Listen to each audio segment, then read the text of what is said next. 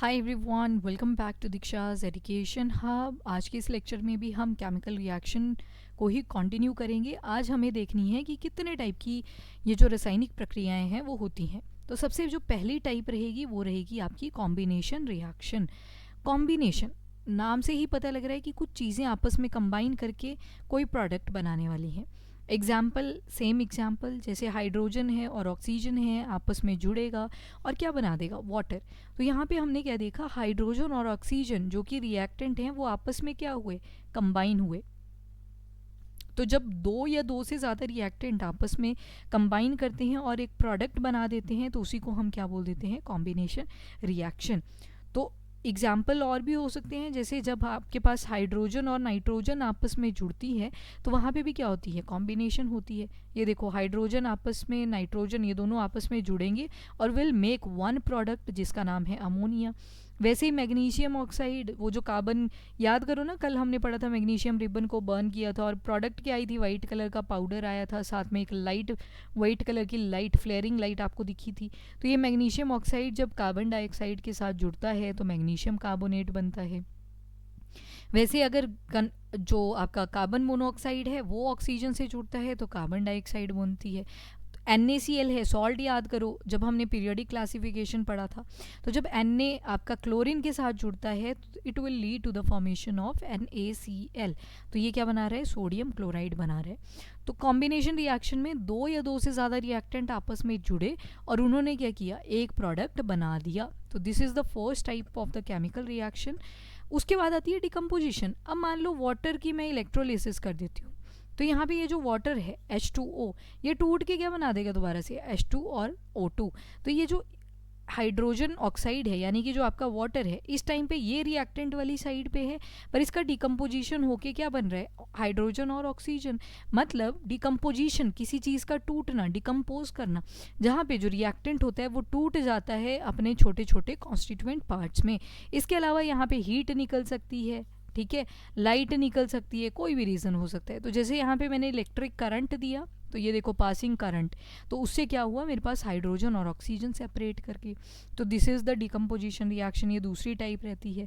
ये देखो यहाँ पे मल्टीपल एग्जाम्पल हैं, जैसे हीट देके जिंक कार्बोनेट को जिंक ऑक्साइड और कार्बन मोनोऑक्साइड में तोड़ दिया। एल्यूमिनियम ऑक्साइड, इसको आपने हीट देके एल्यूमिनियम और ऑक्सीजन में तोड़ दिया। इन शॉर्ट हमने क्या देखा, जो रिएक्टेंट है हमारे पास, they are breaking into different products में वो कन्वर्ट हो रहे हैं by the application of heat. Electric current हो सकता है, इलेक्ट्रिक करंट वाला एग्जांपल हमने अभी देखा जस्ट, जो वाटर वाला था। इसके अलावा एक और रिएक्शन होती है जिसका नाम है डिस्प्लेसमेंट रिएक्शन। डिस्प्लेस का मतलब है, नाउ नोटिस दिस कलर, पहले ए जो था ये ऑरेंज वाले के साथ था, राइट, पर फिर सी आया, सी वाला इसको बी वाले को छीन के ले गया और ए वाले को अकेला कर गया। तो डिस्प्लेसमेंट रिएक्शन में क्या होता है, जब भी ये रिएक्शन होती है, एलिमेंट या फिर जो कंपाउंड्स होते हैं वो क्या करते हैं, अपने एलिमेंट को डिस्प्लेस कर देते हैं। पहले ए बी था इकट्ठा प्लस सी, फिर क्या हो गया, A plus B C. It's like कि पहले ए बी रिलेशनशिप में थे, अब बी छोड़ के चला गया और सी के पास, तो ए अकेला रह गया और बी सी बन गया। That is the displacement reaction. तो डिस्प्लेसमेंट में हम क्या देखते हैं कि ज़्यादा रिएक्टिव एलिमेंट के साथ एक एलिमेंट जाके जुड़ जाता है। तो ये जो ऑरेंज वाला है वैसे ही छोटा इसको दिखाया गया है, छोटा मतलब कम पावर होगी इसके पास, शक्तियाँ कम हैं, तो ये ज़्यादा शक्तिवान जो होगा पर्सन उसके पास चला जाएगा। तो डिस्प्लेसमेंट रिएक्शन में एलिमेंट्स होते हैं वो डिस्प्लेस कर जाते हैं। अब किसके बेसिस पे करते हैं, तो रिएक्टिविटी के बेसिस पे करते हैं। जैसे ये नीचे की तरफ जो है वो आपको क्या मिलेंगे, लीस्ट रिएक्टिव मिलेंगे, ऊपर की तरफ आपको ज़्यादा रिएक्टिव मिलेंगे, मतलब जल्दी से जो डिस्प्लेस कर सकते हैं। तो इसको याद रखने की एक ट्रिक है यहाँ पे, please stop calling me a careless zebra, instead try learning how copper saves gold. अब जैसे एग्जांपल लेते हैं, गोल्ड जो है वो सिल्वर से कम रिएक्टिव है, मतलब जो गोल्ड और सिल्वर अगर मेरे पास दोनों हो तो गोल्ड की रिएक्टिविटी जो है वो कम है if compare to the silver. वैसे थोड़ा सा बीच में आते हैं, ये देखो यहाँ पे जिंक और कार्बन है, जिंक और आयरन का एग्जांपल ले लो। यहाँ पे मेरे पास आयरन है, ऊपर जिंक है, तो मतलब जो आयरन है वो कम रिएक्टिव है देन दैट ऑफ जिंक। ठीक है। तो यहाँ पे हम क्या देख रहे हैं कि जो रिएक्टिविटी है वो ऊपर की तरफ को इंक्रीज करे जा रही है। एक और टाइप आती है डबल डिस्प्लेसमेंट रिएक्शन। अब यहाँ पे ए भी था, यहाँ पे मान लो सी डी था, तो बी जो है वो डी के पास चला जाएगा, सी ए के पास आ जाएगा। दोनों ने डिस्प्लेस कर लिया अपने पार्टनर, जैसे वो डांस नहीं कर रहे होते कपल डांस, उसमें पार्टनर्स को बीच में डिस्प्लेस किया जाता है। तो बी डी के पास चला जाएगा, ए के पास सी आ जाएगा। तो मेरे पास अब क्या बन जाएगा, ए C plus B D.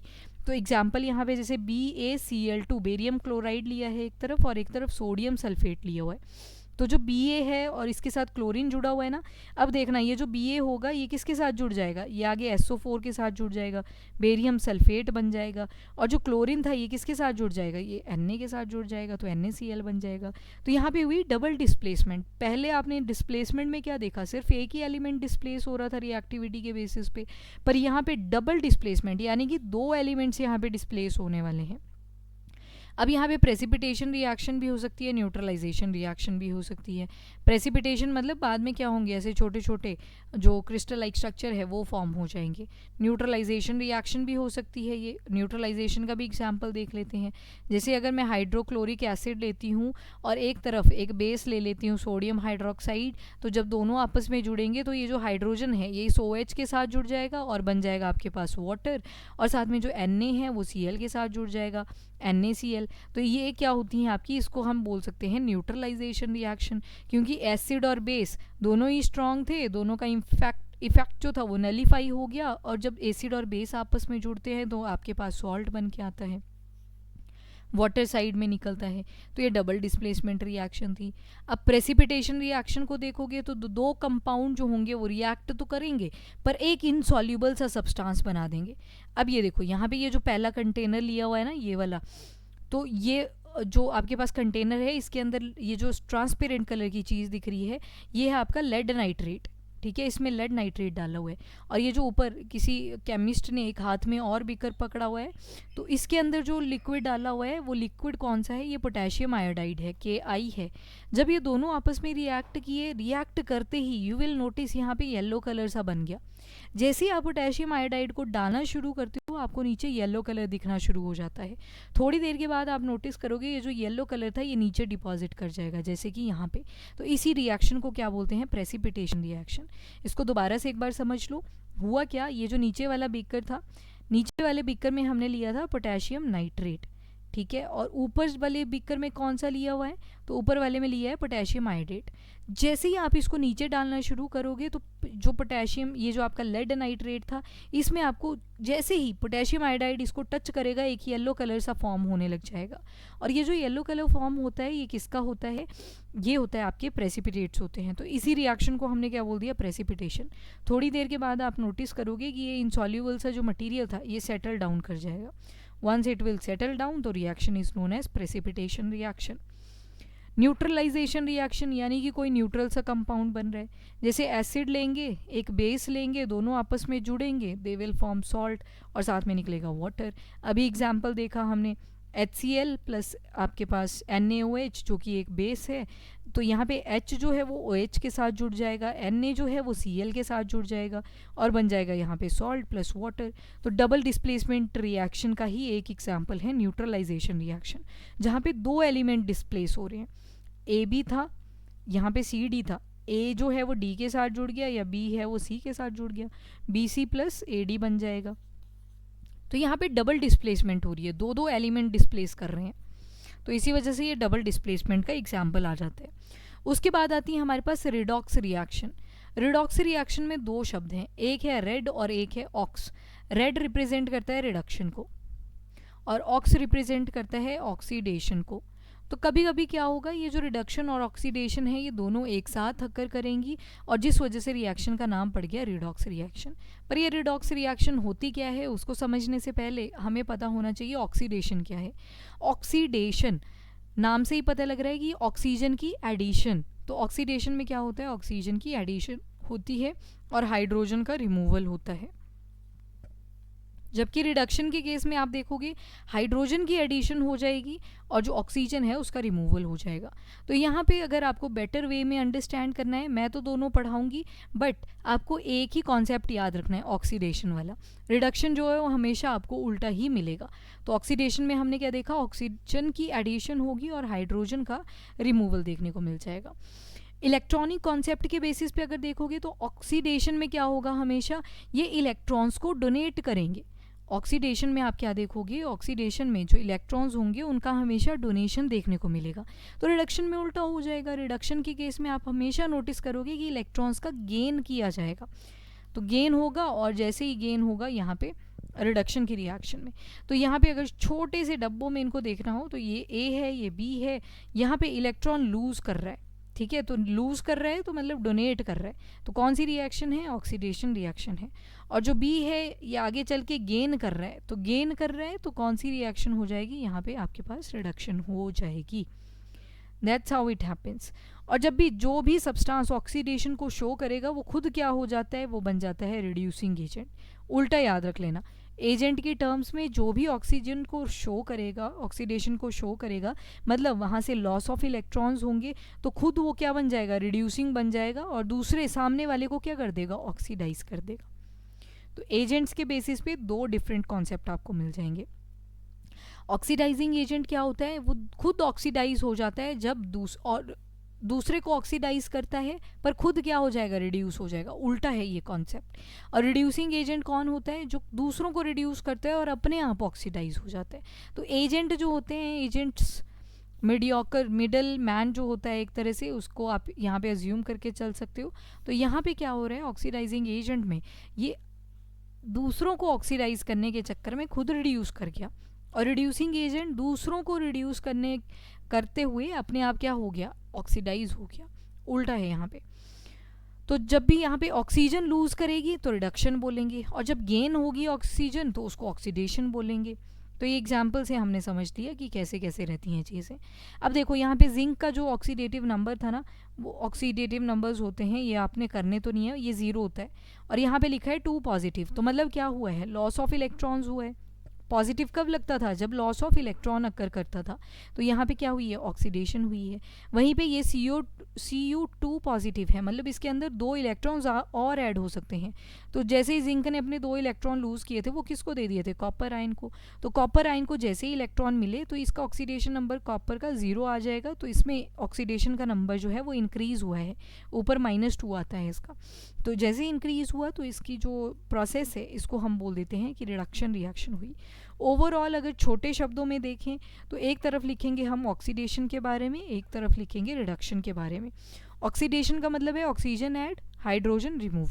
Reduction का मतलब है ऑक्सीजन रिमूव और हाइड्रोजन ऐड। ऑक्सीडेशन में हमने क्या देखा, इलेक्ट्रॉन्स का क्या होगा, लॉस होगा। रिडक्शन में हमने देखा इलेक्ट्रॉन्स का गेन होगा। एजेंट्स के टर्म में देखें, जो ऑक्सीडाइजिंग एजेंट थे वो दूसरों को ऑक्सीडाइज करेंगे, दूसरों को, और खुद क्या बन गए थे, रिड्यूस्ड बन गए थे। और वैसे ही रिड्यूसिंग एजेंट को हमने क्या देखा था, दूसरों को रिड्यूस करेंगे और खुद क्या बन जाएंगे, ऑक्सीडाइज हो जाएंगे। ठीक है, खुद क्या हो जाएंगे, ऑक्सीडाइज्ड हो जाएंगे। तो ये हमने पूरा ओवरऑल कंसेप्ट यहाँ पे देखा। डेली लाइफ में आपको ये जो रिडक्शन और ऑक्सीडेशन रिएक्शंस है कैसे कैसे मिलती है, एक होती है हमारे पास रेंसिडिटी, एक होता है कोरोजन। रेंसिडिटी हमें जनरली समर वगैरह में मिलती है, जब बैक्टीरिया वगैरह हमारे फूड को इम्पैक्ट करता है at room temperature for longer time, और वो जो फूड होता है वो स्टेल हो जाता है। मान लो गर्मियों का मौसम चल रहा है और आपने खाना बाहर रख दिया था रात को, सुबह तक उससे बहुत गंदी स्मेल आने लग जाती है, तो उसमें ही क्या हुआ, रेंसिडिटी हुई। जो उस फूड के अंदर कार्ब्स थे, फैट्स थे, प्रोटीन थे, वो माइक्रो ऑर्गेनिज्म ने उनको खाना शुरू कर दिया और गंदी सी स्मेल यहाँ पे प्रोड्यूस होनी शुरू हो जाती है। क्यों हुई, क्योंकि फूड की क्या हो चुकी है, ऑक्सीडेशन हो चुकी है। यहाँ पे फूड की ऑक्सीडेशन हो चुकी है जब ये एयर के साथ कॉन्टेक्ट में आया, और स्मेल यहाँ पे बैड आने लगी और जो टेस्ट था वो भी बिगड़ चुका था। कैसे रोक सकते हो रेंसिडिटी को? तो लो टेम्परेचर के ऊपर स्टोर करो, तभी तो रेफ्रिजरेटर रखे हुए हैं, फ्रिज के अंदर लगा देते हैं ना सब्जी जो भी बची होती है।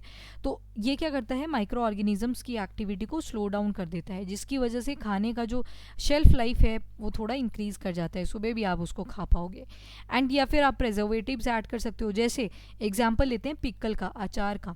तो अचार वगैरह तो हमने एक बार डब्बे में डाल दिए, उसके बाद वैसे ही नहीं रहता वो।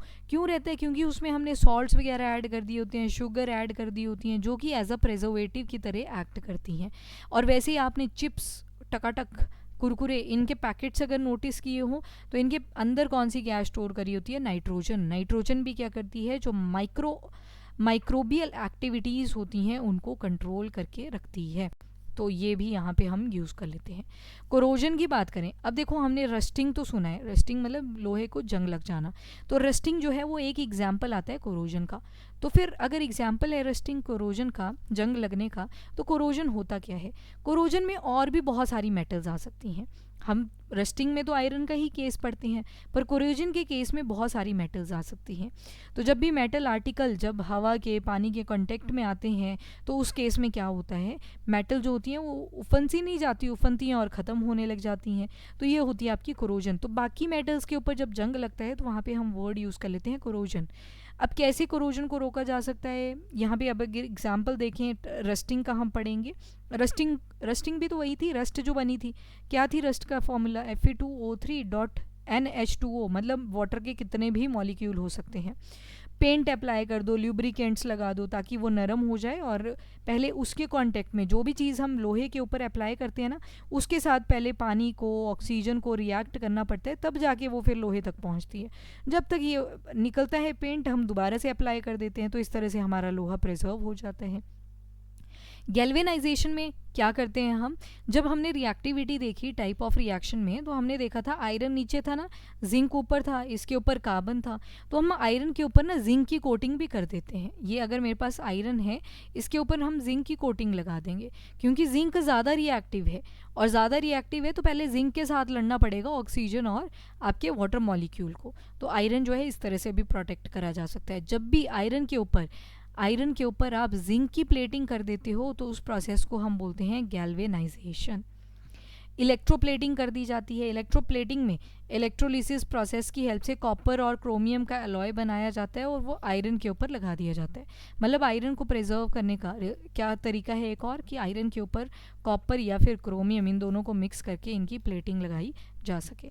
एलॉइंग का क्या मतलब होता है? एलॉय का मतलब होता है जब हम बहुत सारी मेटल्स को मिक्स करके एक नया सब्सटेंस बना देते हैं, या फिर एक मेटल दूसरी नॉन मेटल भी हो सकती है, कितने भी हो सकते हैं, पर मिनिमम 2 रहते हैं। 2 चीज़ों को मिक्स करना है तो 2 चीज़ें तो चाहिए ही होंगी। तो एग्जांपल है यहाँ पे जैसे स्टेनलेस स्टील। तो ये स्टील क्या होता है? ड्यूरेबल होता है, और इसके ऊपर सब्जी चिपकती भी नहीं है जब आप खाना वगैरह बनाते हो। तो that's how you can preserve these things. और यहाँ पे आपका केमिकल रिएक्शन वाला चैप्टर होता है ख़त्म। अभी के लिए इतना ही। If you like the video, do like and share as well as subscribe the channel. Till then, bye bye, take care, thank you and have a nice day, keep studying, keep watching.